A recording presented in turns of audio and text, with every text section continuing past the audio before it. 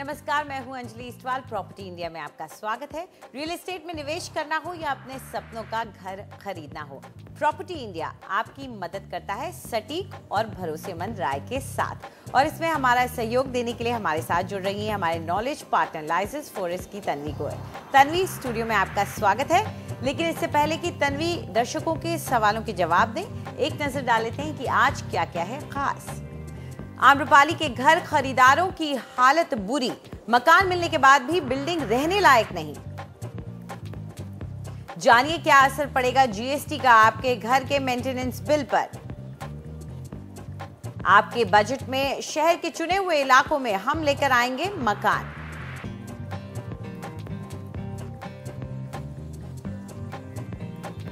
Noida authority और अपने घर खरीदारों को वादा करने के बावजूद आम्रपाली के करीब 10 हाउसिंग प्रोजेक्ट्स देरी से चल रहे हैं और जो प्रोजेक्ट्स जिनमें मकान खरीदारों को दे भी दिए गए हैं उनमें बुनियादी सहूलियतें तक नहीं है और इसके लिए लोगों को संघर्ष करना पड़ रहा है।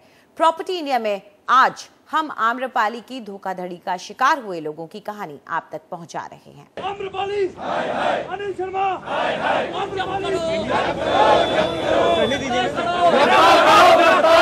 अनिल शर्मा को गिरफ्तार करो। जो प्रदर्शन है ये सिर्फ हमारा एक चेतावनी है। 10 दिन के अंदर इनके ग्रेटर नोएडा या नोएडा में इनका काम स्टार्ट नहीं होता है तो हम सारे बायर्स अनिश्चितकालीन हड़ताल एसएसपी ऑफिस के बाहर बैठेंगे। लोन भर रहे हैं, रेंट भर रहे हैं, ये ईएमआई का और प्लस हम लोग का खर्चा। आप समझे कैसे रहते हैं नोएडा में, आप लोग समझ सकते हैं सर। हम लोग मेंटली बहुत टायर्ड हो चुके हैं। आप ये ऑफिस के अंदर भी ऑनलाइन कंप्लेंट्स कर चुके हैं। हम योगी सरकार को ट्वीट कर चुके हैं, हम योगी सरकार को बोल चुके हैं, कुछ नहीं हो रहा है। कोई आगे नहीं आ रहा है, कोई योगी सरकार से आगे नहीं आ रहा है, कोई केंद्र सरकार से आगे नहीं आ रहा है। आम्रपाली सफायर आम्रपाली ग्रुप के देरी से चल रहे प्रोजेक्ट में से एक है। यहाँ पर काम न के बराबर हुआ है और पिछले कुछ महीनों से बिल्कुल रुका हुआ है। खरीदार हैरान हैं और परेशान भी, क्योंकि लगभग 95% पैसे चुकाने के बाद भी उनके मकान नदारद हैं। 95% से लेकर 98% तक हमारे लेजर पार्क, मैं लेजर पार्क से हूँ मैं सर, लोगों ने पेमेंट कर रखा है। अब I am a civil engineer, मैं स्ट्रक्चर जानता हूँ। अगर एक स्ट्रक्चर खड़ा हुआ है उसके अंदर आप ऊपर कुछ नहीं करेंगे तो डे बाय डे वो खत्म होता चले जाएगा। अब आप ही बता दीजिएगा, लेजर पार्क में आप जाके देखिए, स्ट्रक्चर खड़े हुए हैं, कुछ कर नहीं रहे सर वो, तो डे बाय डे वो उसकी खत्म होते जा रहे हैं सर। वो हमने अपने बच्चों के गले काट के साहब यहाँ पर पेमेंट की। यहाँ पर ये बताइए, ईएमआई हम दे रहे हैं, किराए पे हम रह रहे हैं, कब तक रहें सर। अब यही रह गया कि हम लोग भी किसानों की तरह खुदकुशी करना शुरू कर दें। ग्राहकों की परेशानी उस वक्त और भी बढ़ गई जब उन्हें पता चला कि कुछ बैंकों ने नेशनल कंपनी लॉ ट्राइब्यूनल में आम्रपाली के खिलाफ दिवालिया होने का आरोप लगाते हुए मामला दर्ज किया है। आम्रपाली लेजर पार्क प्रोजेक्ट में हो रही देरी के लिए ग्रुप के सीएमडी अनिल शर्मा के खिलाफ धोखाधड़ी का मामला भी दर्ज है। ग्रुप के करीब 10 बड़े प्रोजेक्ट रुके पड़े हैं। हर आदमी सुकून के लिए लेता है और सही मायने में हम लोग आम्रपाली में आके अपना सुकून खो दिए हैं। एग्जैक्टली।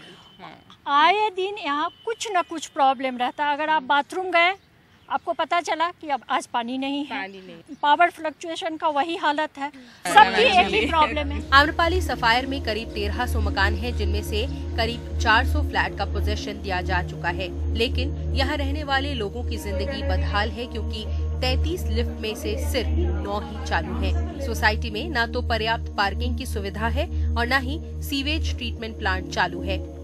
ये तब जबकि लोगों ने पूरे पैसे बिल्डर को चुका दिए हैं। परेशान लोगों की निगाहें अब नोएडा अथॉरिटी पर टिकी हुई हैं। अथॉरिटी ग्राहकों को भरोसा दिला रही है कि वो आम्रपाली पर दबाव बनाएगी ताकि उनके घर जल्द से जल्द बनकर तैयार हो सकें।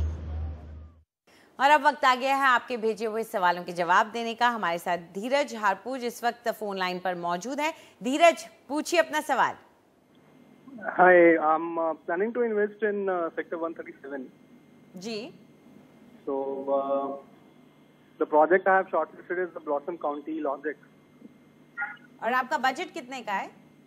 Would be about 50-55 lakh. ठीक।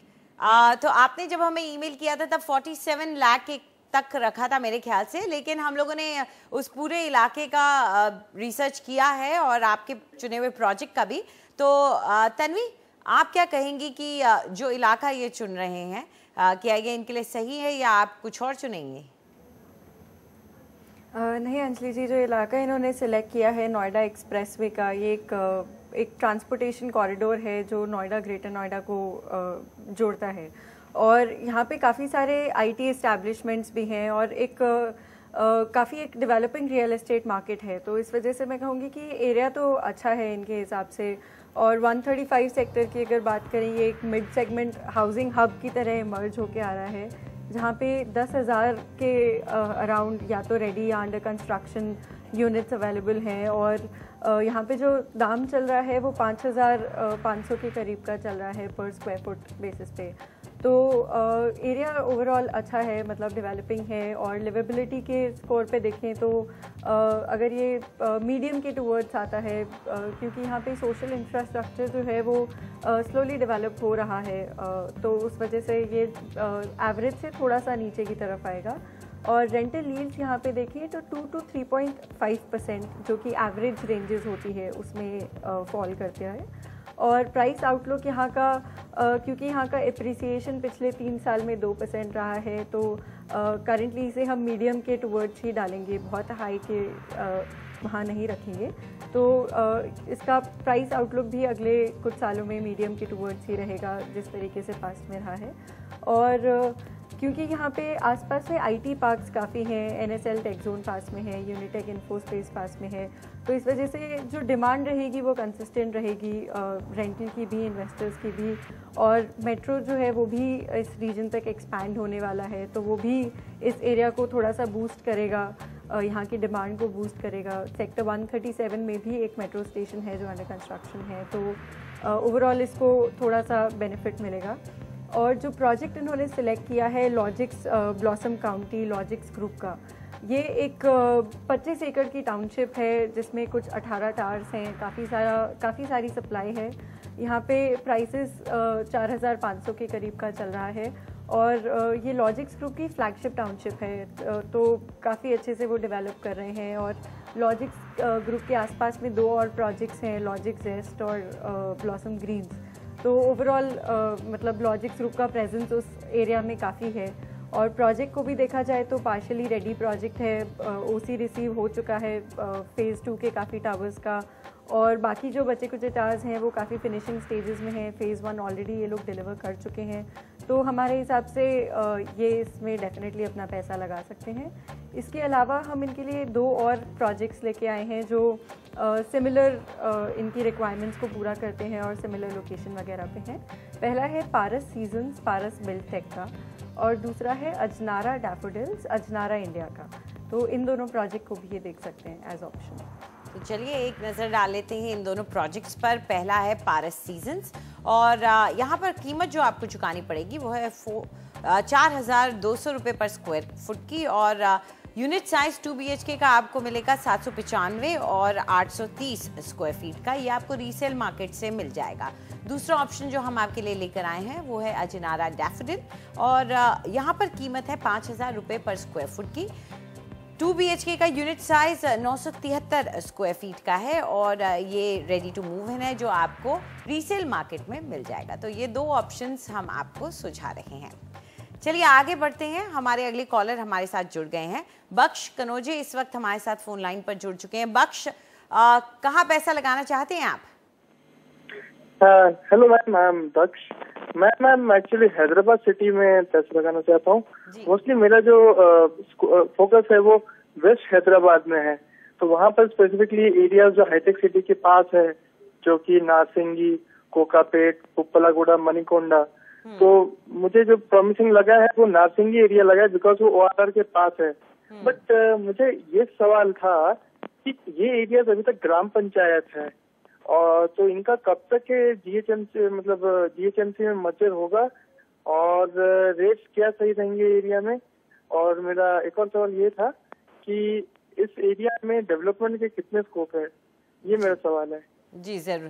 तो जहाँ तक इसका सिटी लिमिट्स में आने की बात होती है वो कुछ ऐसे फैसले हैं जो कि सरकार ही लेती है, तो ये हम आपको इस वक्त थोड़ा नहीं बता पाएंगे कि कब तक ऐसा हो पाएगा, लेकिन जहाँ इसके प्रोस्पेक्ट्स क्या है, कैसा इलाका है, प्राइस अप्रिसिएशन कैसा होगा, ये ज़रूर आपको बताएंगे यहाँ पर तन्वी। तो तन्वी, नारसिंगी के बारे में आप क्या सोचती हैं?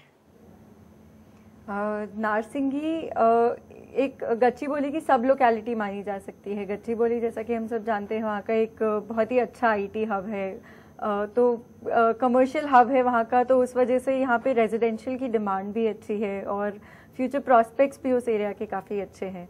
और गच्चीबोली की अगर हम बाकी लोकेशंस की बात करें, नालागंडला, कोकापेट और जो बाकी सारे लोकेशंस हैं, इससे काफ़ी वेल कनेक्टेड है ये, और हाईटेक सिटी से भी कनेक्टेड है। मनीकोंडा, गोलकोंडा फोर्ट, इन सब जगहों से काफ़ी अच्छे से कनेक्टेड है ये।